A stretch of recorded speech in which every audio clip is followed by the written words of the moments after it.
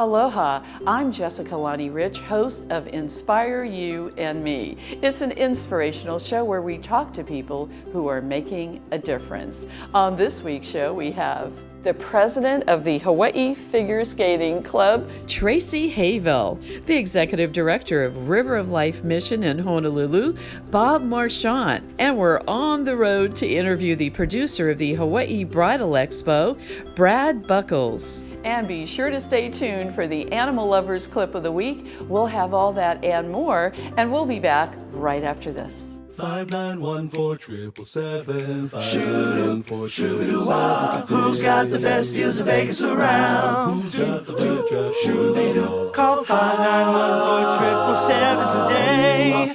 Vacations Hawaii. Vacations Hawaii. Vacations Hawaii. Good luck, we go play. 5914-777 today. Good luck, we go play.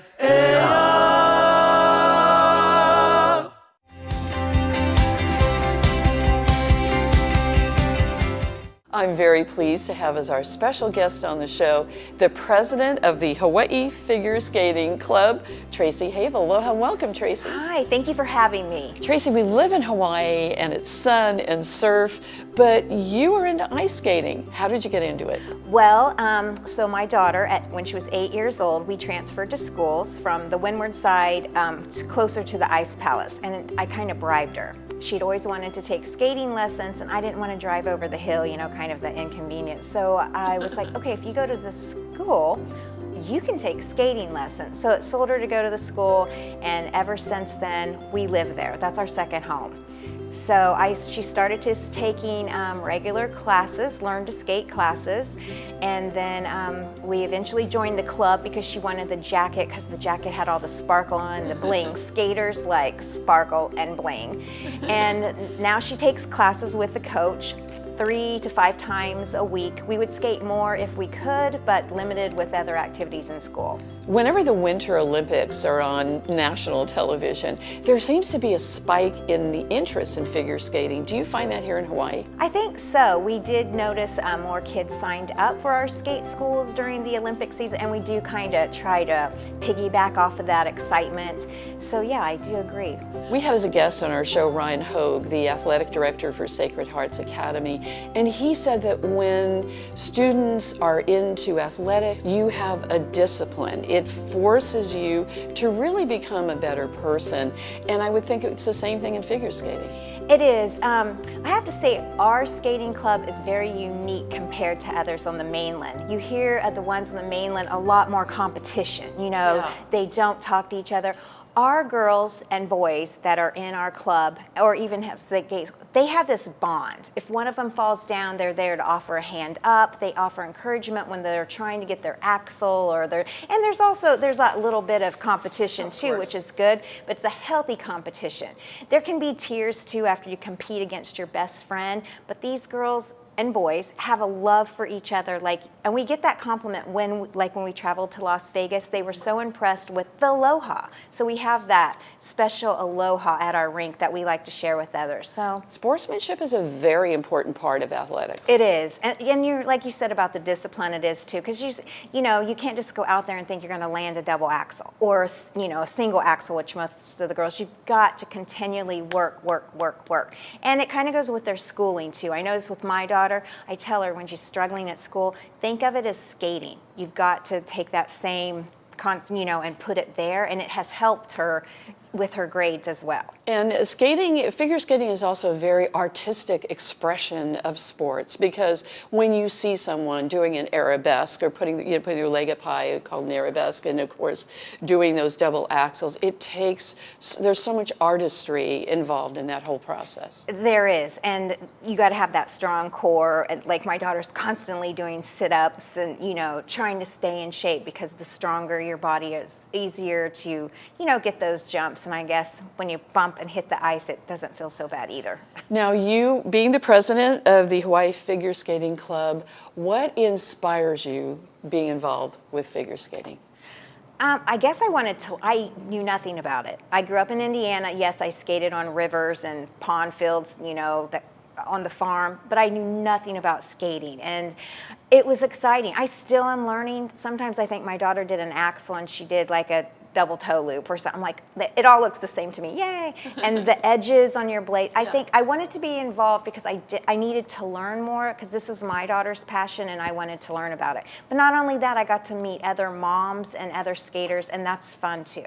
You know what, as an observer, it sounds to me, Tracy, correct me if I'm wrong, that you have gone into this 100%.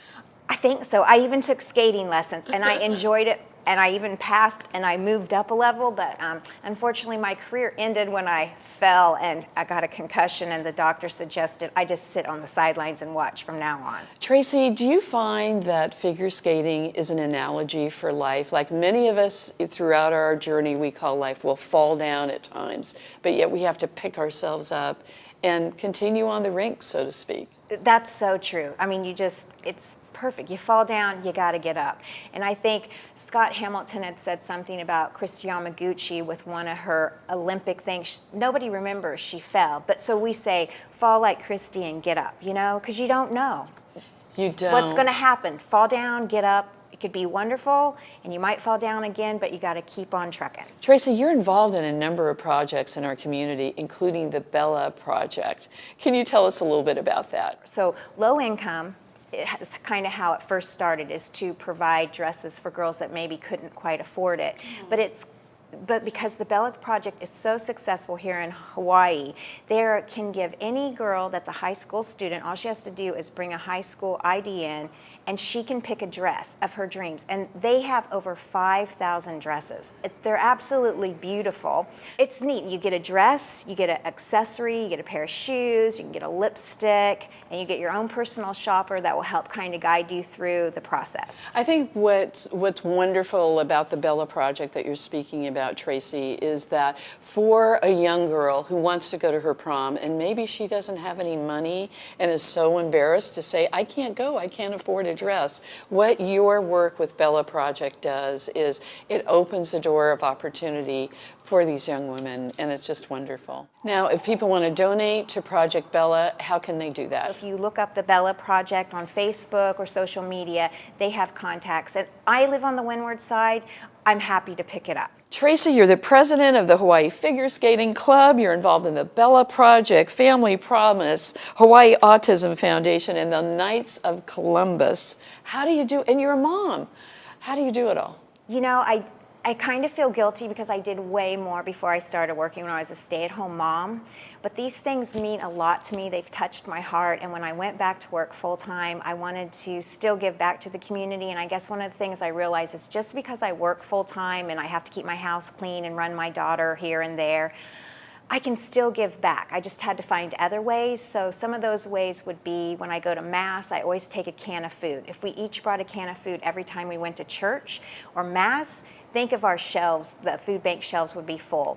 Project Bella, I can always go through my closet and look for shoes or maybe a dress that I no longer need, or ask my girlfriends. I can still volunteer and give back to the community, even if I do work. I just have to be a little bit more creative how I do it.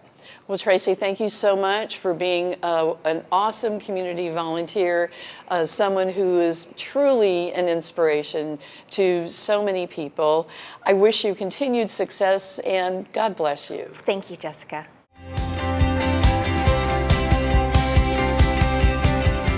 When you feel like Vegas, there's just one place to stay. Grab a drink at the Holo Holo Bar, there's just one place to play. We got a fresh, hot look, a new sports book. We got those local meals, just like Auntie cooks. Aloha spoken here.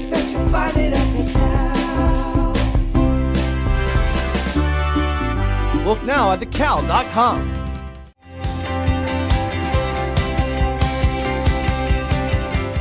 We are very pleased to have as our special guest on the show. He is the Executive Director of the River of Life Mission in Honolulu, Pastor Bob Marchant. Aloha and welcome, Pastor. Thank you for inviting me, for being here. What a wonderful job you do with River of Life Mission. For those people who are not familiar with the mission of River Life Mission, can you share with us? Yeah, well, the mission's been there for 35 years. I've been there the last 20. I have a fantastic staff. We have 3 R's. We have rescue, rehab, and reintegration is what our mission is. And so we try to, the rescue part is obviously the emergency, feeding, clothing, showers, things like that. Rehab would be programs dealing with addictions, and reintegration would be job training and try to help people get back into the community as self-sufficient individuals. And that's kind of the thrust of what we do. The homeless population in Hawaii is growing. What is it like dealing with different types of homeless people? I usually tell people there are kind of 3 groups of people on the street. About 1/3 are people with some mental issues that are on medication, and with that particular group, about the best we can do is meet their basic needs. Then there's probably another 1/3 that are satisfied living at the beach or in the park or wherever they live, and they're not interested in change. And then there's another 1/3 that is interested in change, but they need help. So what we try to do is meet the basic needs of all 3 groups, but we're trying to concentrate our efforts on group 3 that want to change but need some help. When a lot of us drive through Chinatown, we see people lined up for what you're doing, giving them food, something to eat. What is it like feeding the homeless? We feed 3 meals a day, and we probably average, well, we do 15,000 meals a month. We're only open Monday through Friday. We're not open on the weekends. But we do 15,000 meals during the days that we're open. And we have a food box program for low income and elderly. And there's mostly elderly people in the Chinatown area. The last 2 Fridays, we give out about 400 food boxes. And people sign up, and it's mostly, I was there yesterday, or Friday when we were doing it, it's mostly elderly people that live in the Chinatown area. You know, a lot of Chinese people, Micronesians, and so we give them a food box. And that's wonderful. So it shows that if you weren't there, a lot of our people would be going hungry. Yeah, especially the elderly population. It's the food would you give, maybe otherwise that money they were spending money would go toward electric bills or rent or whatever, and so we try to help supplement their food bill with what we give. Yeah, I've heard that, just as what you said, that some senior citizens have to make a choice. Yeah. I pay that electric bill, or I pay for this medication I don't eat. Yeah. But then it's really touching. Recently, we had an elderly couple come back one day, and they came in and they said, "Well, where do we work?" We said, "What do you mean?" And they said, "Well, we get your food box, and we thought we had to work for the food box." And I said, "No, it's free, so you don't." And they both got tears in their eyes. They thought they were going to have to, and that was kind of really heart touching, to realize that, here's some people that are being helped that thought they were going to have to, to work for it, so. Is it difficult for you as a pastor to see people down on their luck? Does it hurt sometimes? There is a lot of gratification, and there's also a lot of heartache, especially for my staff that put so much time and effort into people, and then they, the drugs has just wreaked havoc in families and everywhere in our country. And I guess one of the hardest things for me is I played sports all my life, and in my generation, I never even smoked cigarettes, and so I played ball, and so intellectually I understand addiction, but experientially I don't. And so the hardest thing for me is looking how people are living and wondering why don't they want to change, but I'm a type 2 diabetic, and I eat things I shouldn't eat, so I guess it's, sweets, and so I guess it's kind of the same thing, and drugs must have a tremendous impact on your body, and so, but I have a hard time understanding why people wouldn't want to change, You mentioned drugs, and yet there are people who are not on drugs who don't want to change. So how do they make that transition to? Well, what we found, and the people we've worked with, people have to really want to change. Exactly. And if they don't want to change, you're just kind of treading water, you know. And they'll, you know, I had somebody who went through 20 months of our 24-month program and thought they were okay, and they left. 3 months later, they're back in drugs again, and then they're back in our program for almost another 2 years.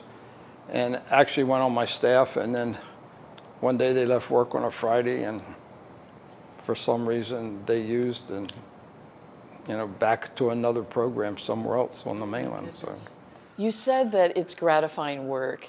Can you give us a couple of stories of people that you've helped? Well, there's two that really stick out in my mind. One of the first guys was a young man who had married, had 3 kids, was working for Hawaiian Electric, and he was on drugs, and he got electrocuted, you know, not because of drugs, but in a situation he was, and he just began to have all kind of things, using drugs, hearing voices.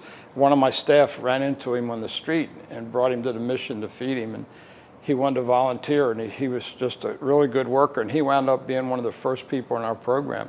And today, he's just about completed his clinical social work degree, master's in social work. He went through, he got a bachelor's, then he went to UH and got a master's in social work. Now he's finishing up the clinical social work, and he's working for one of the groups here. And the other girl has been in the paper recently, Hilda.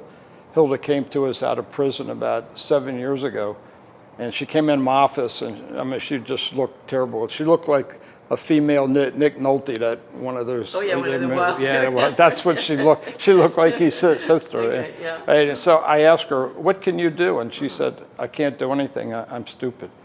And because that's what she'd been told. She'd been abused when she was like 9 years old, and she's been 4 years in prison.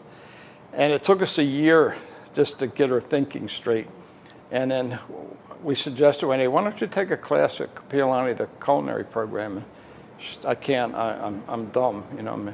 So we talked her into taking a class, and she finished the course, had straight A's, and she runs my food service operation now. Oh my Her name is gosh. Hilda. She just had there was just an article in the paper this past week about her. What an awesome story. Yeah, and That's fantastic. and she's just has such a smile, and just has really had an effect on other people that have come to the mission for different things. And so, you know, those are, you know, I look at those two people, and you know, and it's had a major effect because it's affected their families. You know, the young man is reconciled with his children. One of his sons stays with him now, his older sons, and so it's not just, you know, it's reversed too. Drugs just doesn't affect the individual; it affects the family, and so when we're able to help someone, it has a ripple effect throughout the family also. In closing, is there anything else about Pastor Bob Marchant that you'd like us to know? Well, you know, I told my wife recently, when I speak at churches, that somewhere they got my bio. And so sometimes I read my bio when I'm at a church, and I'm thinking, who is this guy? You know, because when my wife and I met, I was the captain of the basketball team, and I was the prototype dumb jock. I was funking English, and so they got her to tutor me. She was the editor of the college newspapers, and that's how we met. And so we've been married 55 years. Wow, congratulations! Yeah, and you know, and I have now I went to seminary, and I have an MBA as well from Hawaii Pacific here. And so, but it's by the grace of God. You know, when I read that, I tell the church, I said, I read this, and I'm like, who is this guy? How, all these things that, you know, I would have never dreamed that I would have, you know, come through where I have, and it's just by the grace of God. And well, Bob, thank you so much, Pastor Bob Marchant. Thank you so for much inviting for me. Everything that you're doing with River of Life Mission. You are an amazing human being that has helped out countless numbers of people, and God bless you and aloha. Thank you.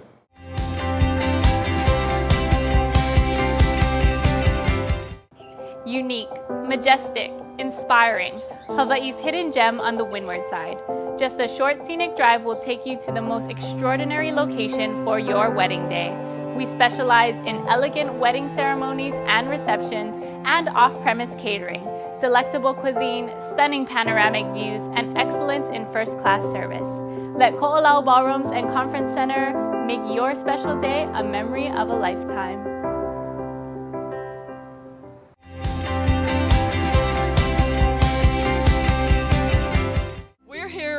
Hawaii Bridal Expo, and I'm really excited to have as our special guest the producer of this expo, Mr. Brad Buckles. Aloha and welcome, Brad. Aloha.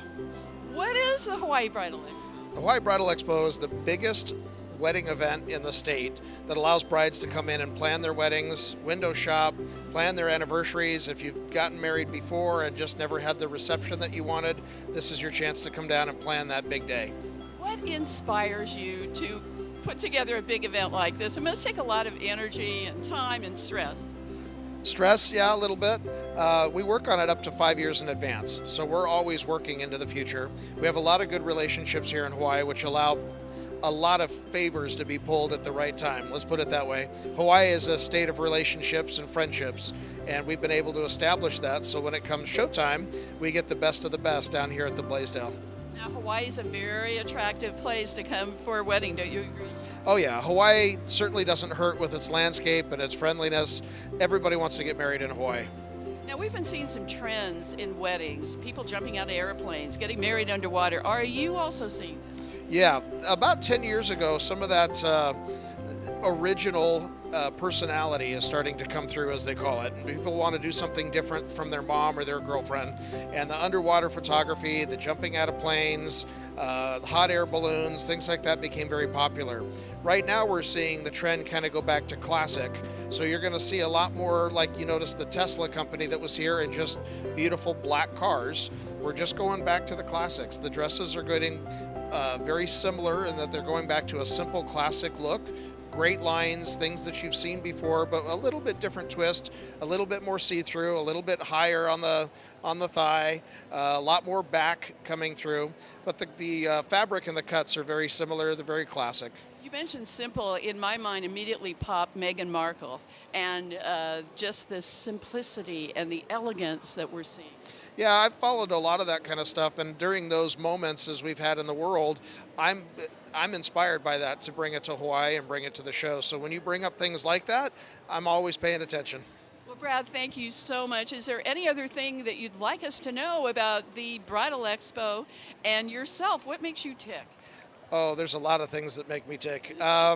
I like friendships. I like good food. I'm a foodie. I love fashion. I love to kind of keep an eye on what's happening. And then I like to be able just to reflect that here at the Bridal Expo. A lot of this stuff is on bridesclub.com, which is the website that we can follow, the blogs and the Facebook pages. But if you go to bridesclub.com, you can keep in touch with me and I'll follow up. Thank you so much for this amazing Hawaii Bridal Expo. Keep up the good work, and we look forward to seeing you here again in Hawaii. Thank you. I'm here with Olivia Phillips at the Hawaii Bride Expo. Aloha, welcome, Olivia. Thank you. Hi, thank you so much for enjoying that expo. Yes, so tell us, what is Orangetheory? Orangetheory essentially is a 1-hour total body workout. We focus on endurance, strength, and power, and use a heart rate-based interval system that is proven to burn calories post-workout. There's a coach in each of the workouts as well, leading you through, telling you what to do and when to do it. So it's a really awesome way, both for beginners and athletes, to get their fitness in. Why is exercising and well-being important for a bride, someone who is planning that big day in their life? Right. I know there is a lot that goes into planning a wedding. So I myself am recently engaged, going through that process. And Congratulations. Thank you so much. It is stressful, I will tell you that much. And that 1 hour that I'm in the studio is my stress relief. It is my relaxation, my me time. Afterwards, I'm able to really recenter and focus and go back to worrying about, everything that I have to do to plan that wedding. So, Olivia, you're not only saying it's great to work out for your health, whether you're a bride or not, but also reducing stress. Oh, yes, absolutely. There's science behind it, as well as just, once you experience it, it happens just like that. Well, Olivia, I want to wish you a very happy wedding, and I know you'll be working out up until that big special day. Yes, I am. Thank you so much, Jessica. It was wonderful to meet you.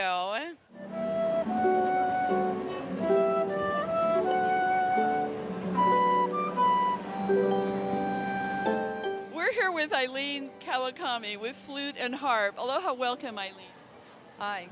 How long have both of you been playing together? A very long time, probably more than 20 years. Amazing. And what is it the trend, how many weddings have you done? I guess a lot of people really appreciate having a harp and flute at their wedding.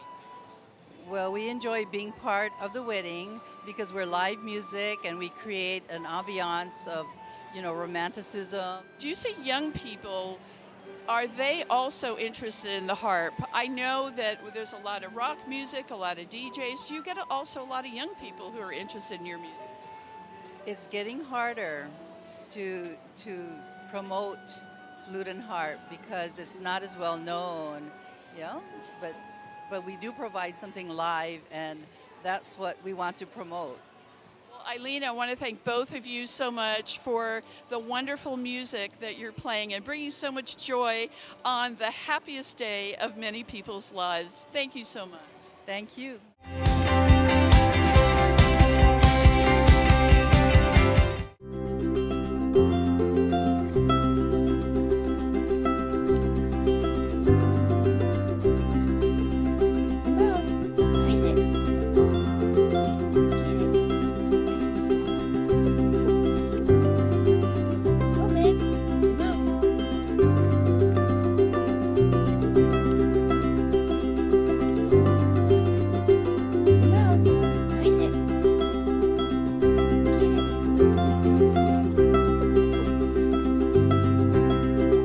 We hope that you've enjoyed our show this week. I'm going to leave you with a rich thought for the day. To inspire means to motivate, to create, and also to follow your true calling. Whenever you're following your heart and being who you truly want to be, that is true inspiration. Think about it. Until we meet again, I'm Jessica Lonnie Rich. Take care and aloha. My, it's a beautiful world. I like surfing Waikiki. I like to paddle out beyond the white breakers, where a man can still be free, or a woman if you are one. Yes, I do like surfing Waikiki. My, it's a beautiful world. My, it's a beautiful world. Oh, my, it's a beautiful world. My, it's a beautiful world.